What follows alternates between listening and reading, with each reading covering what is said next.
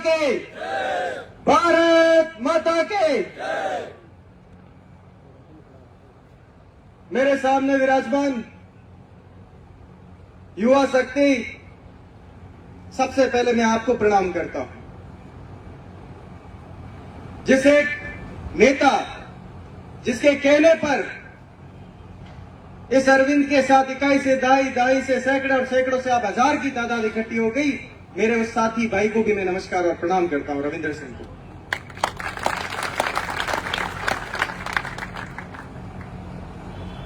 एक दो दिन से क्या स्थिति चल रही है, क्या बातें चल रही है, उन पर प्रकाश डालना, उन बातों के बारे में आज चर्चा करना बहुत जरूरी है। क्योंकि दुनिया ने, समाज ने या जिन लोगों ने जाना है, किसी चीज का सिर्फ और सिर्फ एक पक्ष जाना है, दूसरा पक्ष अभी तक वो जान नहीं पाए हैं। आज ये स्थिति इसलिए जरूरी हो गई, मैं नहीं चाहता था कि कुछ बातें गोपनीय हो, कुछ बातें पर्दे के पीछे रहे, वो सार्वजनिक न हो। परंतु माफ करना, अगर ये नैतिकता के पैमाने हैं तो आज अरविंद सिंह उन नैतिकता के पैमानों को भुलाने जा रहा है, उन नैतिकता के पैमानों को ठोकर मारने जा रहा है। ऐसी क्या स्थिति रही कि आज हम लोग विरोधाभास की स्थिति में खड़े हैं?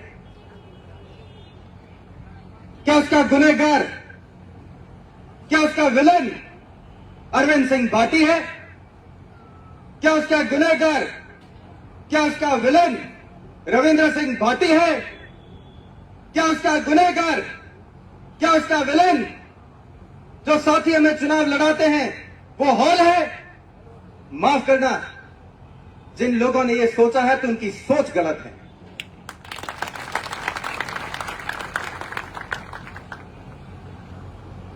परसों की स्थिति में आते हैं। सुबह के 11:15 साढ़े 11 बजे के करीब अखिल भारतीय विद्यार्थी परिषद ने खुद का प्रत्याशी घोषित कर दिया। जाट समाज के भाई को टिकट मिला। उसके बाद स्थितियां स्पष्ट और साफ हो गई थी मेरे लिए। मुझे मेरे संगठन के पदाधिकारियों से फोन आने शुरू हो चुके थे। वो लोग भी जल्दबाजी में थे।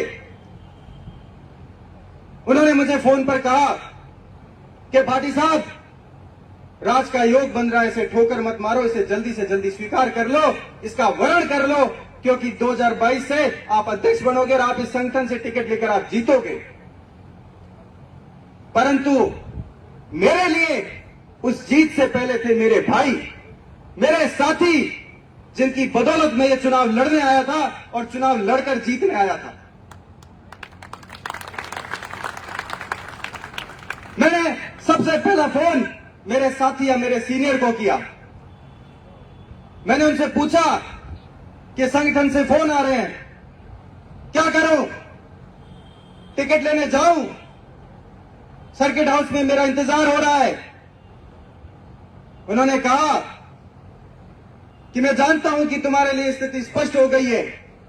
जिस पदाधिकारी ने मुझे फोन किए थे वो पदाधिकारी मेरे इन भाई को भी फोन कर चुके थे और मेरे सीनियर को भी फोन कर चुके थे और कह चुके थे कि हम अरविंद सिंह भाटी को टिकट देना चाहते हैं। इन लोगों का बड़प्पन कहिए या इन लोगों के सहयोग और सौहार्द की भावना कहिए, इन लोगों ने मुझे कहा कि अरविंद सिंह, आप सबसे पहले जाओ, अपने साथ तैयारी करने वाले उन दो भाइयों को भी लो, उनको कहो कि आप मेरे साथ आओ, आप मुझसे जुड़ो, आपकी ताकत मुझे दो, फिर ये अरविंद सिंह एनएसयूआई से जाकर टिकट लेगा। परंतु उस स्थिति में लगभग 11:30-12 बजे के करीब जब मैं हनुमंत राजपूत छात्रावास पहुंचता हूं, उस वक्त बहुत तेज बारिश भी हो रही थी। 10-15 मिनट तक मैं लगभग न्यू बिल्डिंग में रुका। उसके बाद मैं जब चामुंडा माता के मंदिर की ओर गया, मुझे पता चला कि मेरा एक भाई वहां बैठा है। मैं उससे साथ और सहयोग मांगने गया था, उसका अपमान करने नहीं, उसकी निंदा करने नहीं। जब मैं वहां चामुंडा माता के परिसर में एंटर होता हूं, प्रवेश लेता हूं, तब उसके कार्यकर्ता, मैं अकेला था उस वक्त, तब उसके कार्यकर्ता उस भाई के जिंदाबाद के नारे लगाना शुरू कर देते हैं। क्या यह मेरा अपमान नहीं था? परंतु वहां पर भी मैं चुप रहा, मैंने कुछ भी नहीं कहा। उसके बाद मैंने कहा, भाई साहब मेरे साथ आइए और मेरे साथ चलिए। मैं जानता हूं कि आपकी संगठन की प्रतिबद्धताएं हो सकती है, आप भी भविष्य में अगर खुद का राजनीतिक सफर देख रहे हैं तो इस संगठन के साथ देख रहे हैं। मैं जानता हूं इस पर कोई दबाव नहीं दे रहा हूं, परंतु मैं चाहता हूं कि आप कम से कम मुझे ये तो कहें कि अरविंद सिंह आप जाओ, टिकट लो, आपका भाई आपका प्रत्यक्ष अप्रत्यक्ष रूप से सहयोग करेगा। उनके ये शब्द नहीं थे। उन्होंने मुझसे कहा कि मेरे साथ युवा शक्ति, अगर आपको टिकट लेना है तो लो, लड़ो, पर मैं भी चुनाव लड़ूंगा। क्या यह नैतिकता है हमारे समाज की, या समाज में जो नेता बनने जा रहे हैं उनकी? जब सबसे पहले हम प्रत्याशी घोषित हुए थे या चुनाव लड़ने के लिए मैदान में आए थे, तब हम सब जितने भी प्रत्याशी तैयारी कर रहे थे, उस वक्त हमारे साथी और सीनियर्स ने यही कहा कि जो आप में से सबसे पहले टिकट लेकर आएगा हम लोग उसके साथ जुड़ेंगे। मैंने उस भाई को आज से जून में जब प्रचार करने आया था उसको यह भी कहा था कि भाई मेरे पास ये आखिरी वर्ष है, अगर आप लोग मुझे अगर सहयोग दोगे तो मैं आपके साथ अगले वर्ष जुड़कर तैयारी भी कर सकता हूं। परंतु उन्होंने उस वक्त शर्त रखी कि अगर हम टिकट लेकर आए तो आप हमारे साथ, और अगर आप टिकट लेकर आए तो हम आपके साथ। मां चामुंडा की कसम, मैंने उस वक्त उन्हें जुबान दी थी, अगर आप प्रत्याशी घोषित हुए आपकी पार्टी से, अगर मैंने टिकट पड़ा मैं 1 मिनट नहीं लगाऊंगा आपके साथ जुड़ते हुए।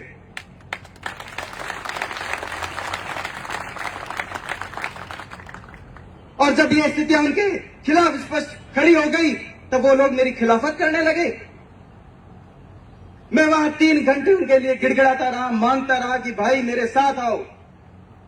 विश्वविद्यालय के इतिहास में शायद मैं पहला ऐसा प्रत्याशी होऊंगा जो टिकट एक तरफ पड़ी और दूसरी तरफ अपनों के आगे गिड़गिड़ा रहा हूं, भीख मांग रहा था। पर उन लोगों में जरा सी भी दया की भावना नहीं थी, क्योंकि उनमें वो बच्चे वाला जिद था कि जिसे चांद चाहिए तो चाहिए, चाहे किसी भी कीमत पर चाहिए। माफ करना, मैं उनके किरदार पर सवाल उठा रहा हूं। माफ करना, मैं ये कह रहा हूं कि इनका किरदार मैला है। माफ करना, मैं ये बात कह रहा हूं कि वो लोग नेतृत्व करने के लायक नहीं है। जो लोग संघर्षों की बात करते हैं, कभी आकर बैठे मेरे सामने, केवल मंचों पर चढ़कर माइक देने से आपका संघर्ष नहीं हो जाता। कुछ वो लोग होते हैं जो पर्दे के पीछे काम करते हैं। रविंद्र सिंह को जिताने में भूमिका, कुणाल सिंह को जिताने में भूमिका, क्या समाज के अन्य प्रत्याशियों को जिताने में आपकी भूमिका मंच पर जरूर रही होगी, परंतु उनके साथ हजारों लोग थे जो पर्दे के पीछे काम कर रहे थे। क्या हर वो लोग संघर्ष का सहारा लेकर आगे आने का प्रयास करते हैं क्या? कितने मेले हो जाओगे इस राजनीति के चक्कर में, यह अब पता चला। कितने जिद्दी हो जाओगे इस राजनीति के चक्कर में, अब पता चला। मुझे नहीं लगता कि रविंद्र सिंह भाटी इतना मूर्ख होगा कि वो उनके संघर्ष को दरकिनार करके इस भाई को चुनेगा। इन्होंने भी नेतृत्व किया है। इन्होंने समूचे राजस्थान ही नहीं बल्कि भारत के कई राज्यों में खुद की पहचान बनाई है। वो लोग भी इनकी योग्यता को मानते हैं, इनकी योग्यता का लोहा मानते हैं।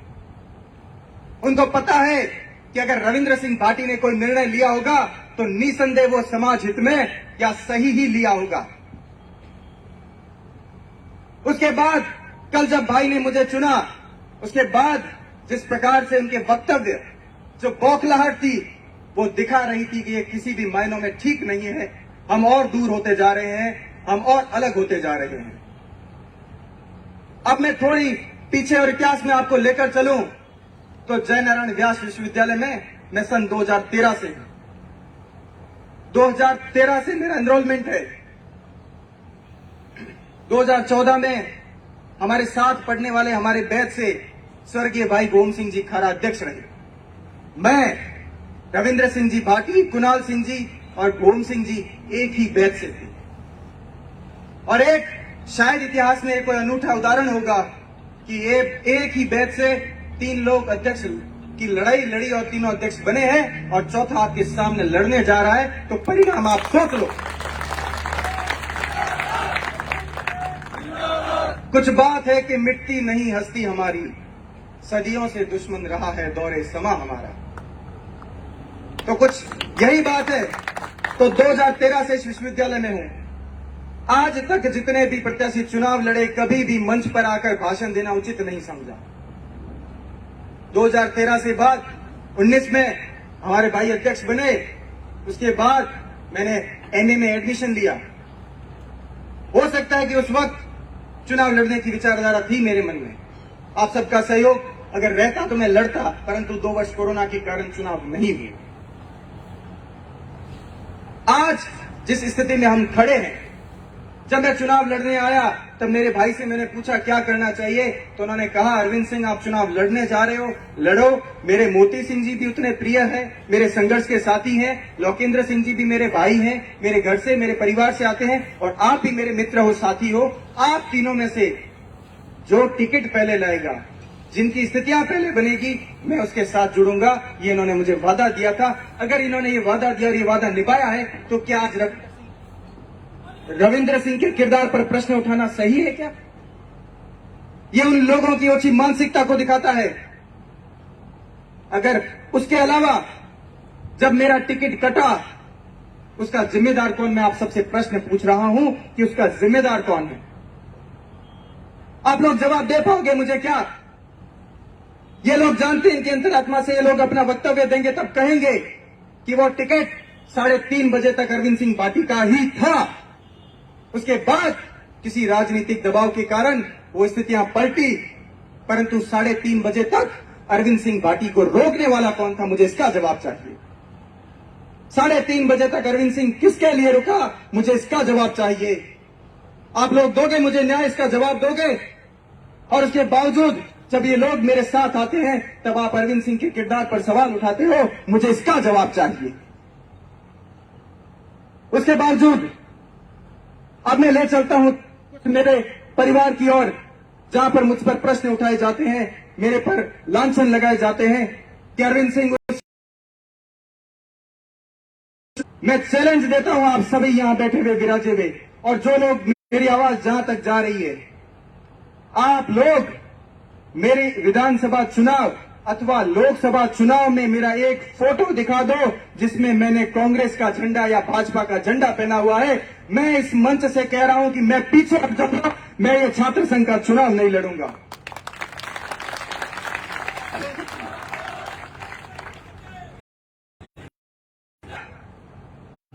मैं कहता हूं कि मैंने बतौर कांग्रेस प्रत्याशी जिला परिषद का चुनाव लड़ा।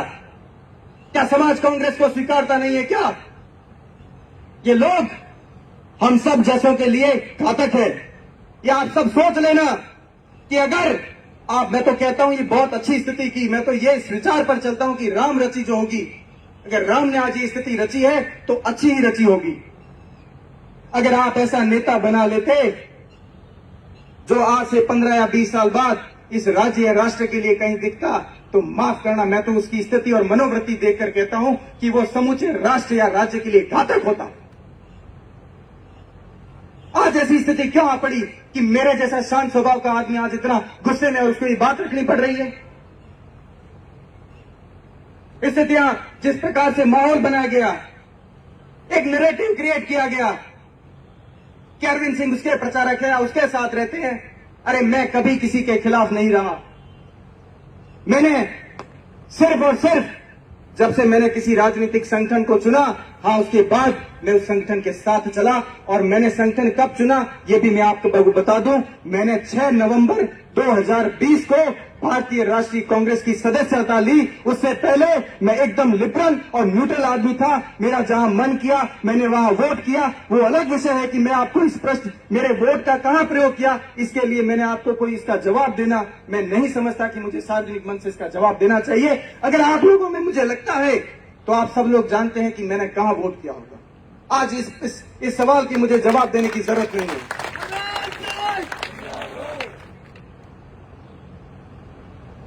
इतने विचारहीन हम नहीं हैं, इतने अयोग्य हम नहीं हैं। तब 2014 में भाई गोम सिंह जी अध्यक्ष बने, 2016 में भाई कुणाल सिंह जी अध्यक्ष बने, 2019 में भाई रविंद्र सिंह जी अध्यक्ष बने, और 2022 में आप सबके सहयोग और आशीर्वाद से आपका भाई चुनाव लड़ रहा है। तो मैं जानता हूं कि आप लोग योग्यता को एक बार फिर चुनेंगे, योग्यता को एक बार फिर से मौका देंगे और दिखा देंगे उन लोगों को जिन लोगों की नियति और नीति बड़ी गंदी है, बड़ी मैली है। गया आप सबके सामने है जो स्थिति है वो अब आप सब लोग तय कर लेना। अगर मुझे आज इस कृष्ण सारथी बनाकर और मुझे अर्जुन बनाया है तो इसको ये युद्ध भी जिता लेना, ये आपकी जिम्मेदारी है।